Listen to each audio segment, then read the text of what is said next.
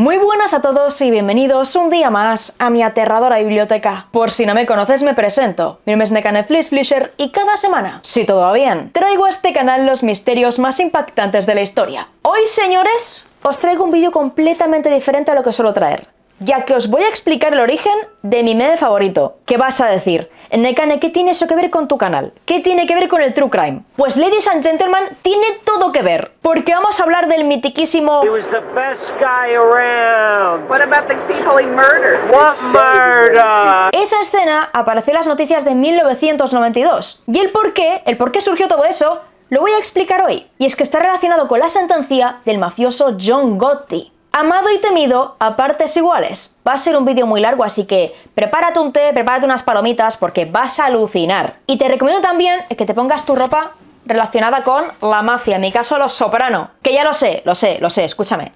Sé que Los Soprano eran de Nueva Jersey, pero en la serie aparece Nueva York.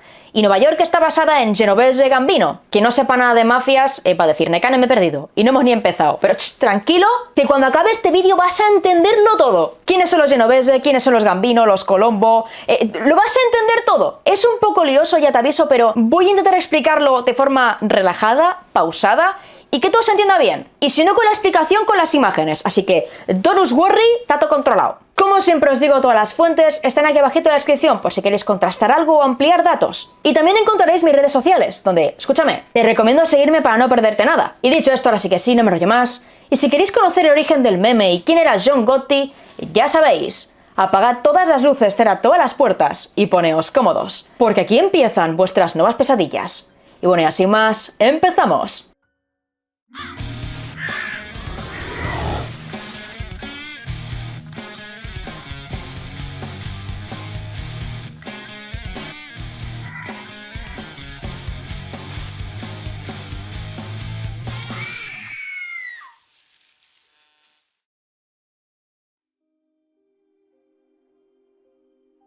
Para entender a John Gotti y su ascenso en el crimen organizado, debemos entender el mundo al que pertenecía, la Cosa Nostra de Nueva York.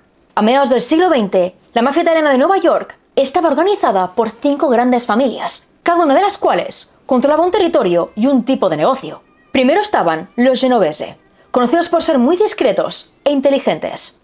Después, los Gambino, muy poderosos y violentos. Los terceros serían los Lucchese, metidos en el mundo del transporte. Contrabando, robos, extorsiones. En cuarto lugar estarían los Bonanno, famosos por la conexión francesa, el mayor tráfico de heroína de Europa a Estados Unidos. Y en quinto lugar estarían los Colombo, la familia más inestable. Guerras internas constantes, conflictos. Cada familia está muy bien estructurada. Es algo bastante complejo, pero para hacerlo resumido, hablaremos de 2 triángulos. El triángulo superior estaría compuesto por el jefe, el subjefe y el consigliere, consejero. Y de aquí saldrían las órdenes, que se dirigirían al segundo triángulo, compuesto por el capitán o capo, los soldados y asociados. El capo recibiría órdenes del triángulo superior, jefe, subjefe, consigliere, y emitiría las órdenes a los soldados. Y en el último puesto habría asociados, gente que no está juramentada pero que en el futuro querría entrar en la familia, gente que hace pequeños trabajos, pequeños robos. Todo en general sería una gran pirámide de control. Arriba de todo estaría el jefe y abajo de todo asociados. Y dentro de las familias había códigos, los cuales no podían romperse, porque de lo contrario tu vida estaría en peligro. La familia de la que hablaremos hoy es la de los Gambino, cuyos negocios eran bastante extensos. Y los Gambino destacaban por 2 cosas: el poder político que tenían y el uso descarado de la violencia. Su antiguo jefe, Carlo Gambino, construyó su imperio de forma silenciosa, pero con el paso de los años la familia se volvió más agresiva, especialmente con figuras como Paul Castellano o John Gotti. Y eso es precisamente lo que veremos en el día de hoy. John Joseph Gotti Jr. nació el 27 de octubre de 1940, en Nueva York. Creció en medio de calles muy duras, donde la pobreza y la violencia eran parte de su día a día. Otros niños supuestamente se burlaban de él, ya que su familia luchaba por llegar a fin de mes. Llevaba siempre ropa de segunda mano, desgastada. Su apariencia le hacía sentir menos, inseguro. Y su sueño era cambiar eso, hacerse mayor, conseguir un buen trabajo, destacar. Fue entonces cuando comenzó a fijarse en hombres que actuaban distinto. En su barrio había hombres que eran respetados, que aparentaban tener poder. Frecuentaban clubs exclusivos, conducían coches lujosos, y entre ellos hablaban de mujeres y fiestas. Eran tipos simpáticos, agradables, que te daban dinero porque sí, gente a la que todos saludaban, a la que todos respetaban. Así que decidió que en el futuro sería como ellos. Empieza a estudiarlos, a moverse como ellos, a actuar como ellos. No aparentaba realmente ser como ellos, con su ropa desgastada, los zapatos rotos. No lo aparentaba, pero su actitud lo cambiaba todo. Desde joven mostró un carácter fuerte, carisma. Tenía mucha labia, sabía comunicarse y poco a poco se ganó el cariño de todos. Hacía amigos en todas partes, tenía conexiones en cada barrio y tras dejar la secundaria se metió en una pandilla local llamada Rockaway Boys. Se metía en peleas sin ningún tipo de miedo, cometía delitos menores y llamó la atención de algunos miembros de la familia Gambino. Como os comenté antes, en las familias había una jerarquía. No se fijaban en ti y automáticamente estabas dentro. Lo primero que hacían era convertirte en el chico de los recados, un asociado. De hecho, antes de eso estabas como en prueba. Te pedían que enviases mensajes, que movieras un paquete de un lado a otro, que robaras. Te pedían cosas pequeñas, poco a poco. Y debo deciros que Gotti lo bordó. No cuestionaba órdenes, no le temblaba el pulso. Lo hacía sin más. Pronto empezó a hacer recados directamente para Carmine Fatico, uno de los capitanes o capos de la familia Gambino. Y de ahí le dieron trabajos más grandes. Participó en secuestros de camiones en el aeropuerto de Idlewild, hoy conocido como Aeropuerto Internacional John Fitzgerald Kennedy. Y esto lo hizo junto a dos personas que eran de su confianza, su hermano Jean y su amigo Angelo Ruggero.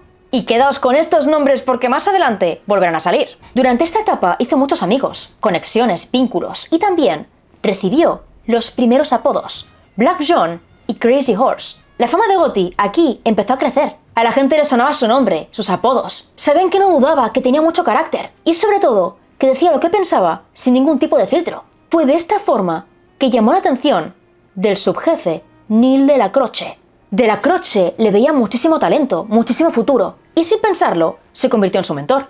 Aunque en este punto aún no era soldado, le veía potencial para ello e incluso para llegar a ser capitán. Y por ello le dio más trabajos. Con el paso de los años, Gotti acumuló un historial criminal impresionante. Le arrestaban constantemente por todo tipo de delitos. Y aunque parezca malo, era algo muy bueno para ellos. Porque cada arresto significaba una operación distinta. Y siempre que era arrestado, Gotti no decía ni pío. No mencionaba socios, no mencionaba la familia, no mencionaba nada de nada. Delante de la policía era una tumba. Y esto demostraba que tenía lo necesario para ser parte de la familia. Lentamente, como veis, iba escalando. Se hacía más conocido, se implicaba más. Pero al mismo tiempo, en su vida personal, también ocurrían cosas. Y es que en 1958 conoció en un bar de Brooklyn a la que se iba a convertir en su futura esposa, Victoria Di Giorgio.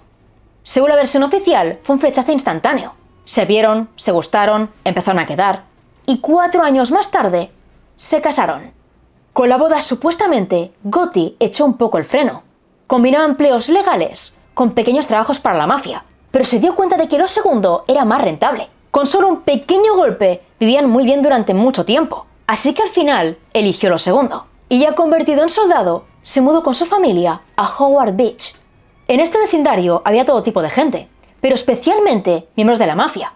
Y además su ubicación era estratégica, porque estaba muy cerca del aeropuerto.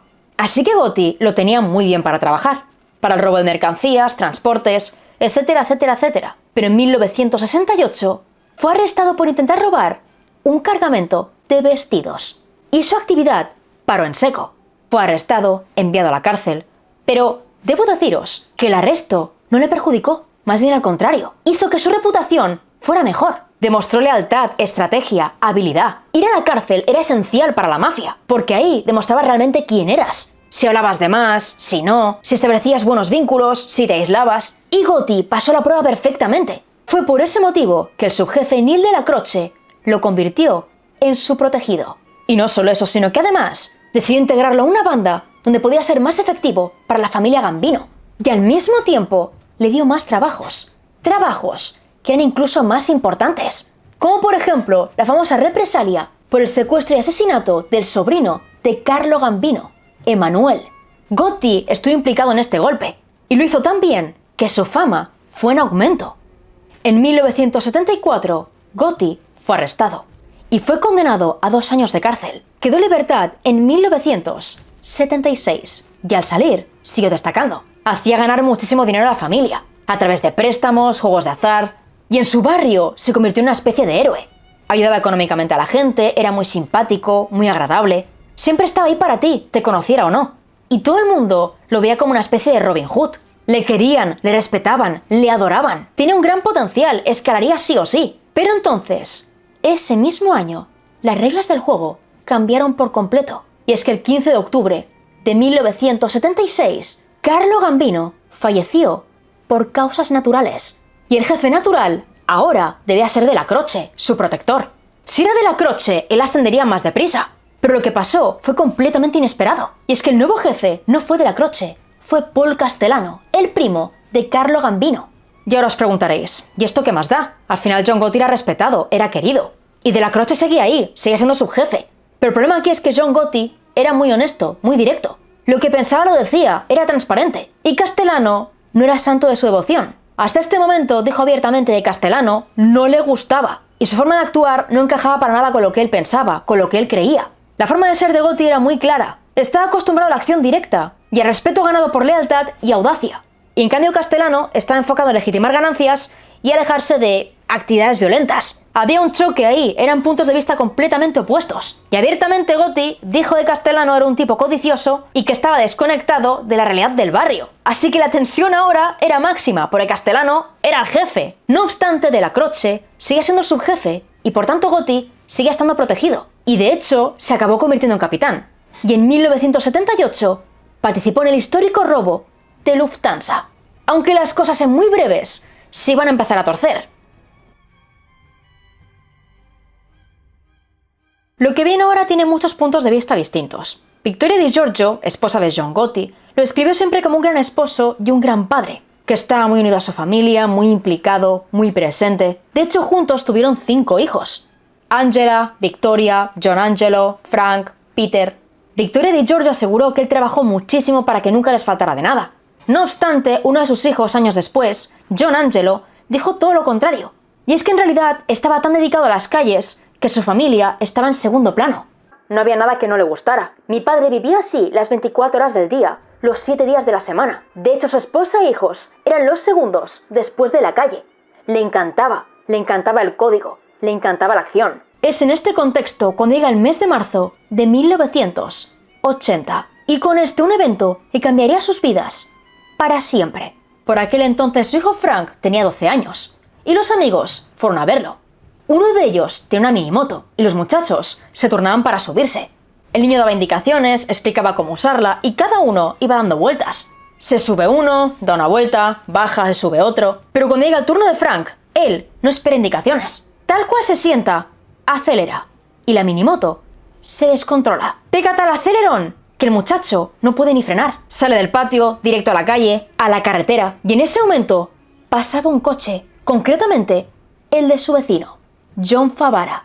Todo pasó muy deprisa, el niño acelera, sale a la carretera, llega al coche y el impacto fue brutal. Frank murió al instante y Favara no supo ni qué hacer.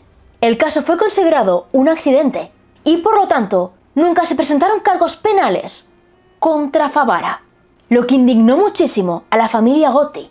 Victoria cayó en una profunda depresión, intentó quitarse la vida en varias ocasiones y sentía tanta ira que atacó a Favara con un bate de béisbol.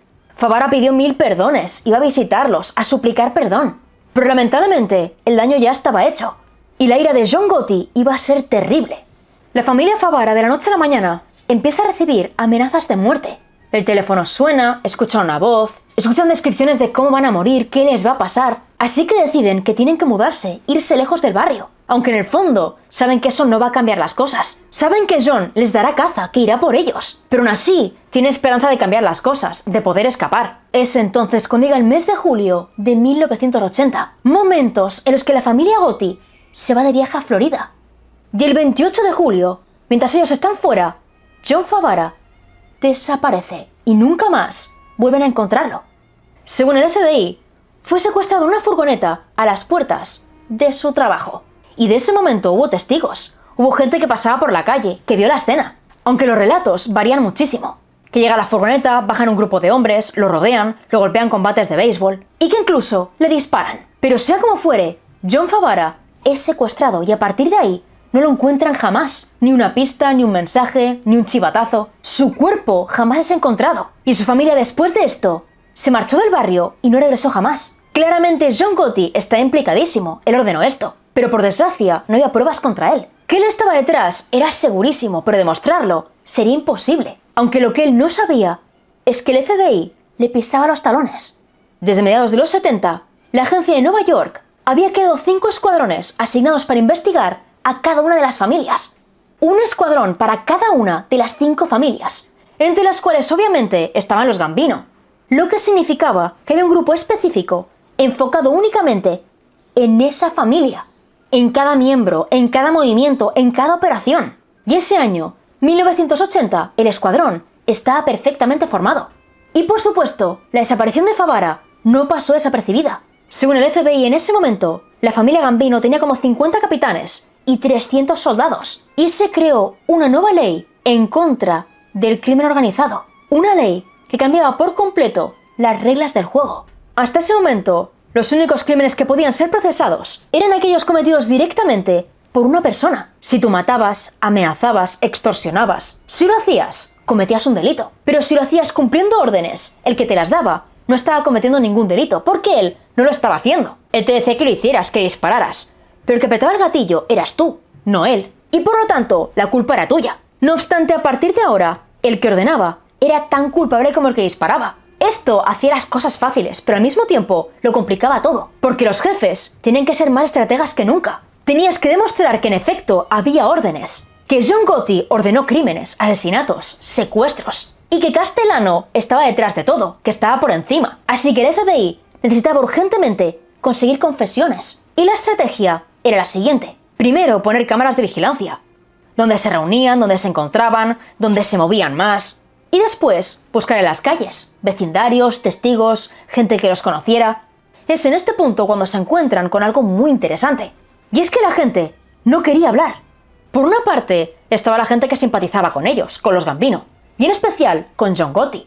Era bueno con el barrio, daba dinero, ayudaba a la gente, era muy agradable. No querían hablar de él, le respetaban. Y por otra parte estaban aquellos que le temían. Gente que sabía exactamente quién era John Gotti, a qué se dedicaba. Sabían que era peligroso, sabían quién era, sabían que si hablaban podrían morir. Así que directamente no querían hablar. Pero quienes sí querían hablar eran criminales de poca monta. Gente que estaba en la cárcel con delitos menores, gente que quería reducir sentencia, gente que en realidad eran asociados, no soldados. Gente que estaba dentro pero al mismo tiempo no. Así que poco a poco esta gente empezó a negociar.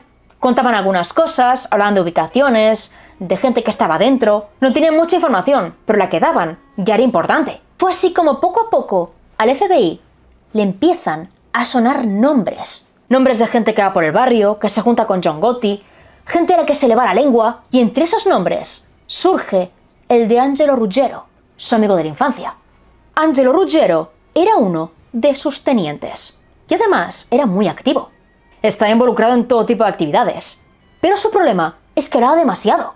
Le encantaba hablar de más, era un fanfarrón, un charlatán. Así que el FBI lo tenía clarísimo. Se establecieron equipos de vigilancia para grabar a cada persona que entrara al club social en el que John Gotti y su gente se reunían. Los agentes supieron que hacían dinero a través de secuestros, robos de coches, extorsión y operaciones ilegales de juegos de azar. Y todo esto lo descubrieron por informantes que hablaban con Angelo Ruggiero, porque este hombre se iba de la lengua.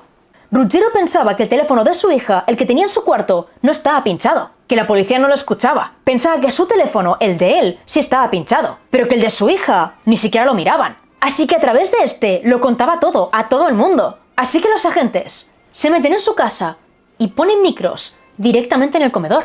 Él queda con la gente en casa, siguiéndose de la lengua, sigue contando. Pero en comisaría los Gambino tenían un topo. Y cuando se enteró de esto, se lo contó. A lo que Angelo entró en pánico. Se ve que le estaban escuchando, pero no sabía por dónde. Le escuchan decirlo por los micros, le escuchan buscar y en ese momento lo paran todo. Desactivan micrófonos porque saben que Angelo ha contratado a un experto que detecta micrófonos. El tipo va a su casa, se pone a revisar, tiene esta revisión, todo está desconectado. Pero ¿qué pasa?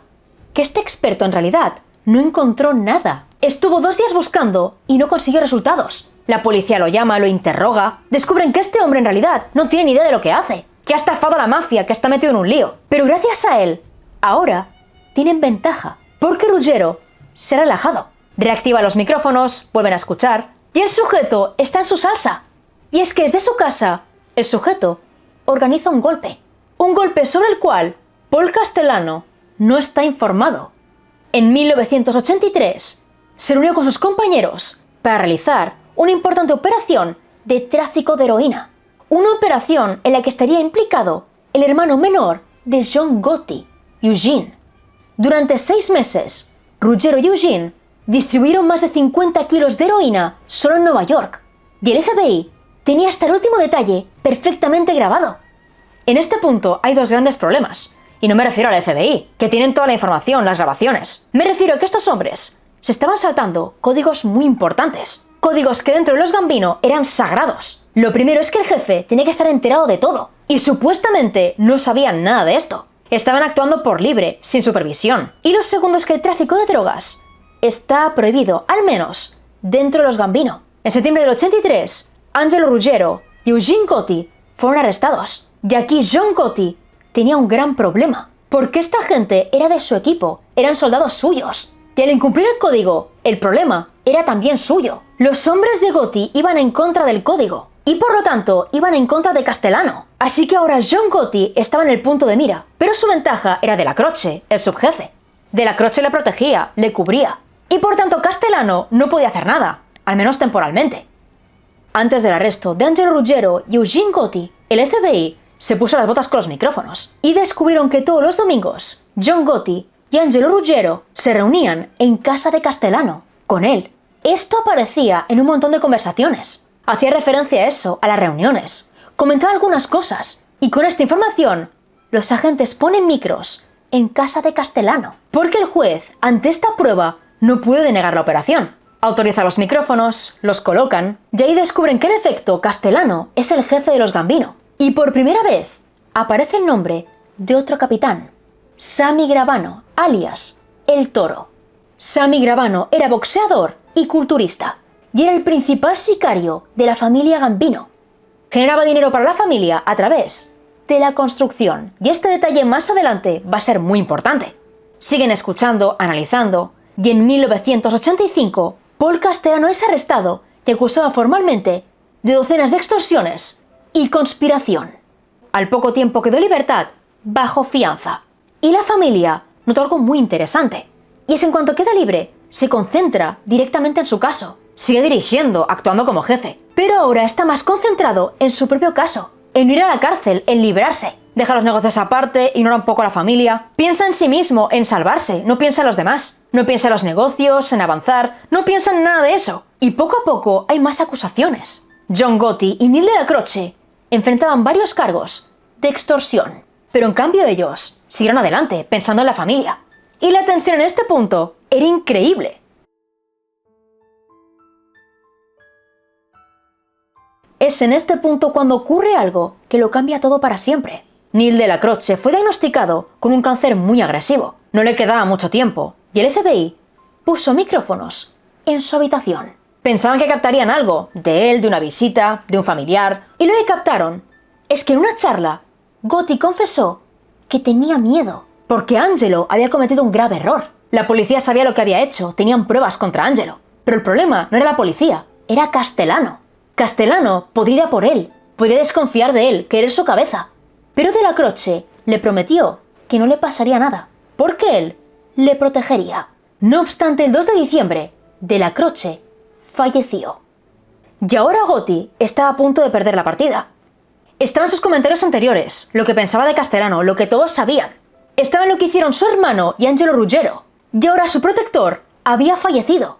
Fallece de la Croce, se hace el funeral, y Castellano no se presenta, lo cual es tomado como una falta de respeto. No solo es una falta de respeto para de la Croce y su familia, sino también para la gente que lo está apoyando, que está de su parte. No asistir es una declaración de intenciones, y esto claramente anuncia que Gotti está en peligro. De hecho, a las pocas semanas, su gente es dispersada. El grupo de Gotti se disuelve y cada miembro se envía a un trabajo distinto, a otra unidad. Y con esto él lo tenía clarísimo. En ese momento solo tenía 2 opciones.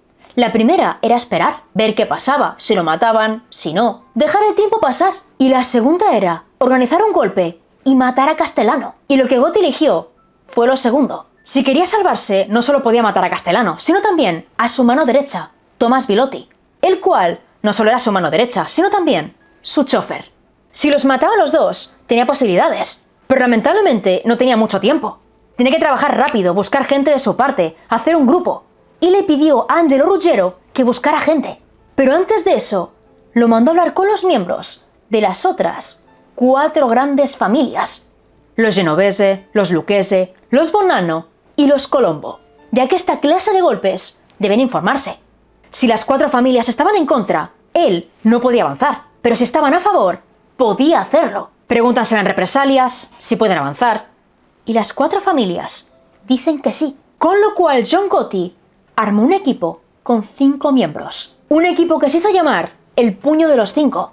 El puño de ubicar a Castellano lejos de sus aliados, con la guardia baja y sobre todo asegurarse de que el FBI no estuviera vigilando.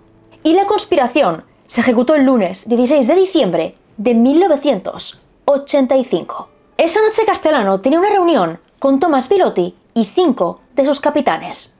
En concreto, en un restaurante llamado Sparks Steakhouse.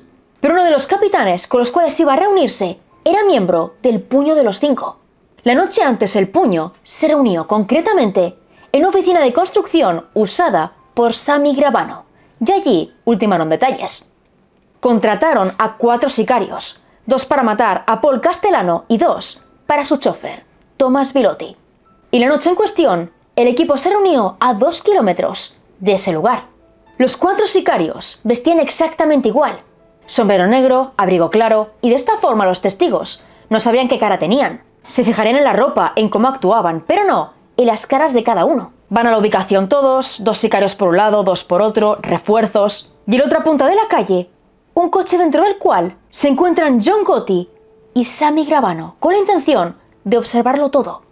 Si algo sale mal, ellos actuarán. Pero en principio no tienen por qué hacerlo.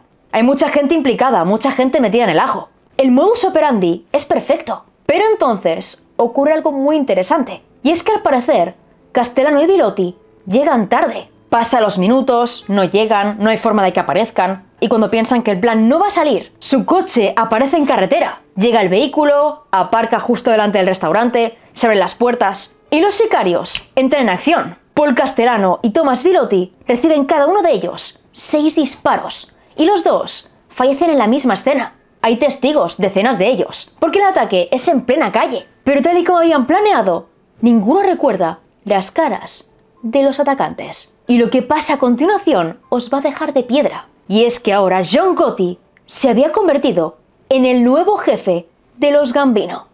De la noche a la mañana, John Gotti pasó de ser un capo de la mafia a directamente el jefe de los Gambino. Heredó un negocio multimillonario que anualmente se estima que generaba 500 millones de dólares. En el libro Underboss, Gravano estima que anualmente Gotti se embolsaba entre 10 y 12 millones. Y en cuanto asumió el cargo, Gotti hizo algunos cambios.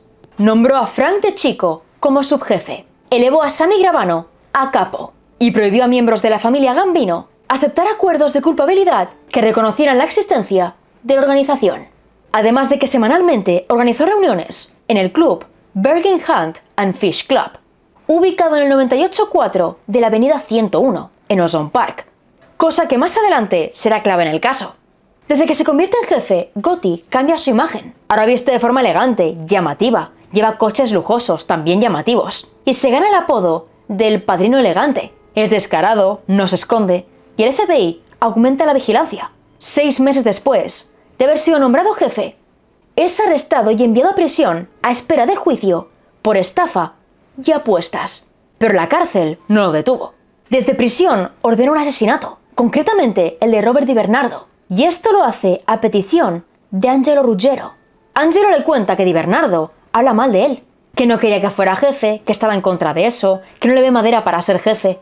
Le ha hecho prácticamente un traje y Gotti no puede permitirlo. Así que desde prisión autoriza este crimen. Y Angelo habla con Sammy Gravano, el cual es quien se mancha las manos, o al menos quien organiza las operaciones. El 5 de junio de 1986, Di Bernardo se presentó a una reunión en la oficina de construcción de Gravano. Y en apariencia todo fue normal. Estaban Gravano, varias personas, él se sienta, empieza a hablar. El ambiente es normal, tranquilo, relajado. Y Di Bernardo no sospecha nada. Pero en cierto momento, alguien le pega un tiro en la cabeza. y su cuerpo jamás es encontrado. Los agentes sabían que Di Bernardo había muerto, que lo habían matado, pero lamentablemente no tenían pruebas de esto. Solo saben que entra allí, que desaparece, que lo querían muerto. Pero su caso no se puede resolver. Faltan evidencias, testigos, confesiones. Y 2 meses más tarde, comienza el juicio contra John Gotti por las apuestas y la estafa. Lamentablemente las pruebas contra él no tenían mucho peso. No había nada sólido. Y lo peor de todo es que Gotti tenía demasiado poder. Tenía tanto poder que su gente sobornó a varios miembros del jurado. Y de hecho uno le pagaron $60.000. Así que el 13 de marzo del 87, Gotti fue absuelto. Y para celebrarlo, montó una fiesta.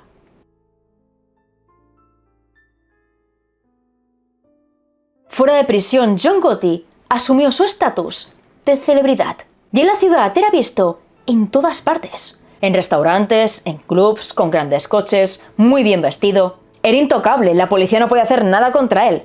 Y por lo tanto, se ganó un nuevo apodo. El Don de Teflón. En este punto el FBI estaba desesperado. Sabían que era el jefe que ordenaba cosas terribles y cometía todo tipo de delitos. Pero para llevarlo a prisión necesitaban más pruebas. O al menos, pruebas de peso. Ponen micrófonos en el club, no captan absolutamente nada. Y se dan cuenta de que en ese club, Gotti no suelta prenda. Ese club no es su punto de reunión. Sí que queda allí con gente, sí que habla. Pero en ese lugar no habla de negocios. Y tardan 8 meses en descubrir dónde se reúne realmente. Y es que Gotti se reunía con la gente en el Ravenite Social Club, ubicado en el 247 de Mulberry Street, Little Italy. Esto en realidad fue un gesto simbólico, ya que De la Croce se reunía allí con su gente. Era el lugar favorito de De la Croce, su mentor. Y en su honor también lo convirtió en el suyo. En febrero de 1988, el FBI coloca micros en este club, pero se encuentran con 2 grandes problemas.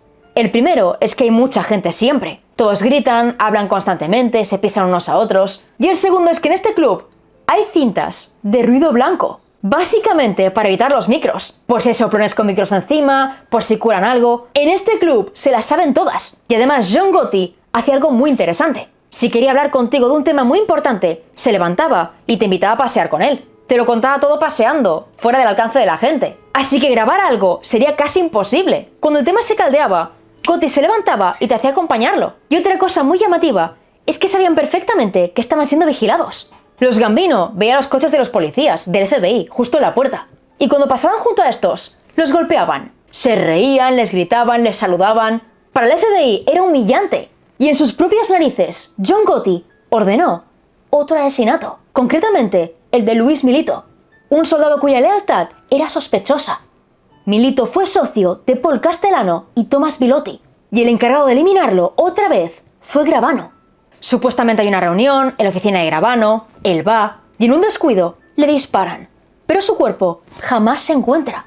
En diciembre del 88, los micros del Ravenite se paran, porque el FBI no consigue nada, es imposible. Buscan testigos, informantes, quieren más información, y descubren algo que lo puede cambiar todo. Y es que de vez en cuando, dentro del Ravenite, cuando el tema se caldea, Gotti se levanta y se va con alguien al pasillo, a un pasillo que da a la parte de atrás del club. Un pasillo en el cual no hay ruido blanco. Piden permiso al juez, ponen micros en el pasillo y esta vez consiguen algo. Captan conversaciones nítidas, muy interesantes. Pero se dan cuenta de que las conversaciones están a medias, casi acabándose. Lo cual significa que el pasillo no es un punto de reunión, es un punto de despedida. Se empiezan a preguntar, ¿hacia dónde va ese pasillo? ¿A dónde lleva ese pasillo? ¿A la cocina? ¿A otra sala?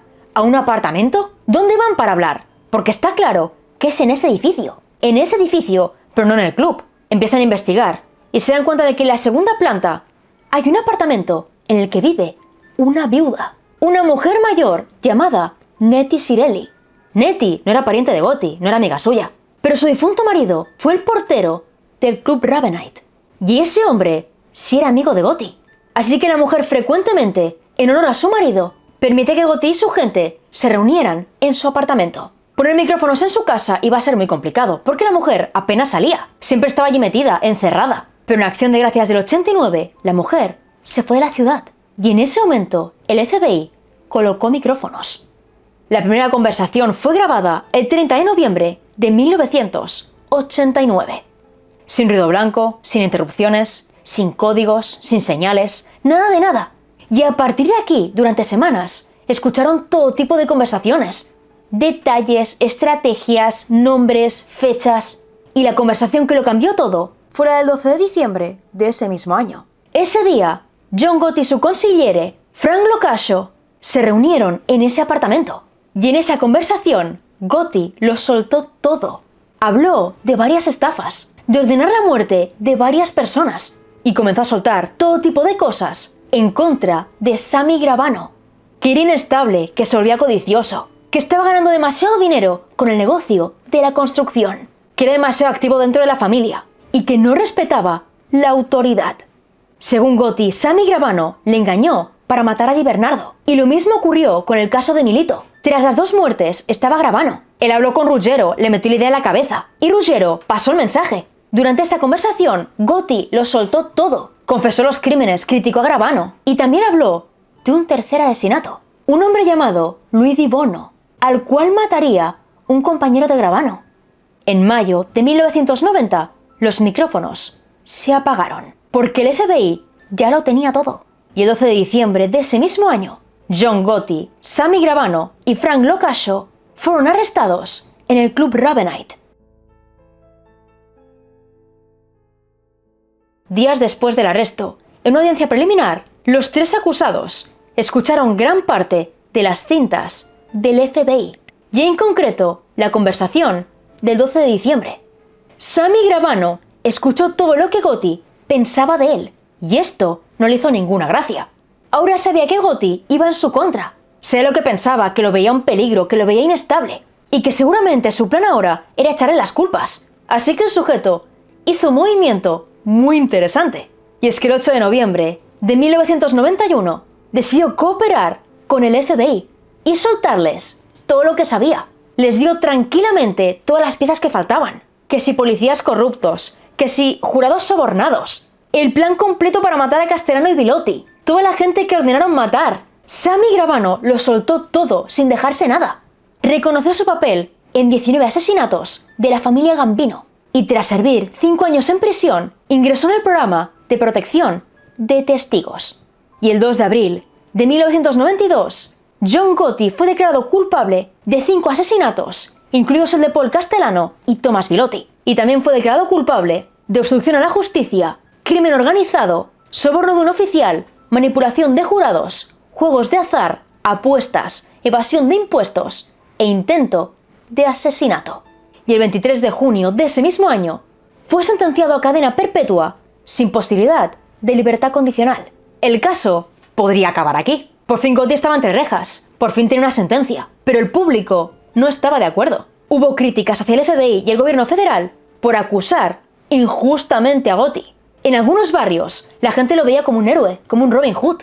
Era un hombre que daba dinero a los pobres, que ayudaba, que era muy simpático, muy cercano.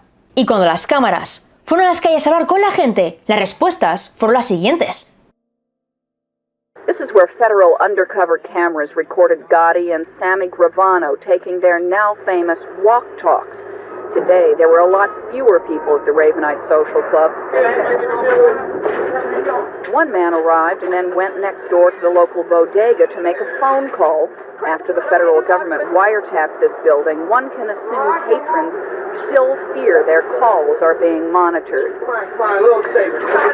That man had no comment on the verdict today, and neither did many of the others on Mulberry Street, but an outspoken few wanted to defend the Don. Like, it's good to all the people in the neighborhood as far as I can see. People love him. And, I just feel bad. I feel bad for his family. I feel bad for him that he ain't ever coming out. Never. They wanted him at any cost, and they got him at any cost. And that's all I gotta say. He was the best guy around. What about the people he murdered? What murder? And just a half an hour ago, a man in a hat and dark glasses stuck a for rent sign on the front door of the Ravenite Social Club.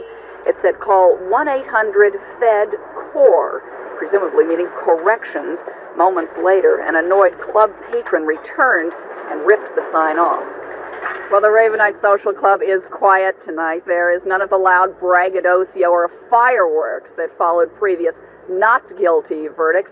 Tonight, at any rate, the mob here is quiet. We're live on Mulberry Street in Lower Manhattan. I'm Taffy Phillips, Channel 7 Eyewitness News.